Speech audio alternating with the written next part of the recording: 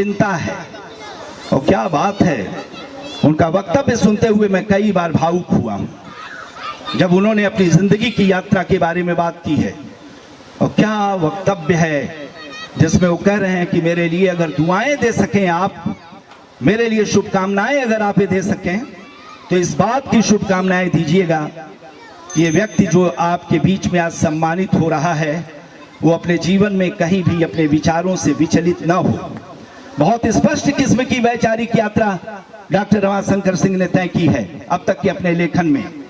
केवल नदी पुत्र की बात नहीं कर रहा हूं, उन्होंने जो भी सोचा और विचारा है अपने समय के कला पर, अपने समय के साहित्य पर, अपने समय की संस्कृति के संकटों पर, राजनीतिक आर्थिक प्रश्नों पर जितनी गंभीरता के साथ उन्होंने सोचा है, बिना विचार के वो यात्रा यहां तक नहीं की जा सकती थी। दुर्भाग्य है हमारे देश की शिक्षा व्यवस्था की कि 44 साल की उम्र में, 42 साल की उम्र में doctor Ramashankar Singh assistant professor बनाए जाते हैं।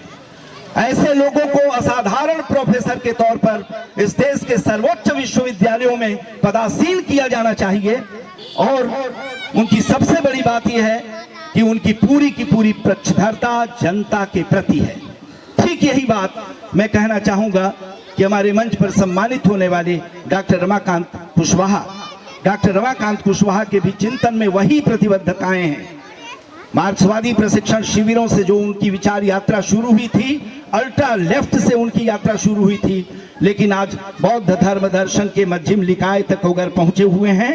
और वो क्रांतिकारी चेतना है तो मार्क्सवाद और बौद्ध धर्म दर्शन के बीच में बनने वाला कोई एक युगपत समीकरण, कोई एक ऐसा समन्वय जो जनता के लिए मांगलिक हो सकता है, जनता के लिए कल्याणकारी हो सकता है, ऐसे लोगों को चुनते हैं।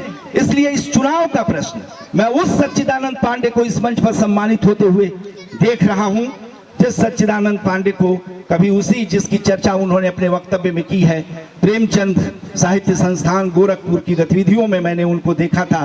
पुस्तकालय के संचालन से लेकर के शुरुआत में कुछ कविताएं भी उनकी मेरे व्हाट्सएप पर आई थी, लेकिन शायद मैं उस दिशा में उनको बहुत प्रोत्साहित नहीं कर पाया था। तो ऐसी स्थिति में ये लोग जनता की चिंताओं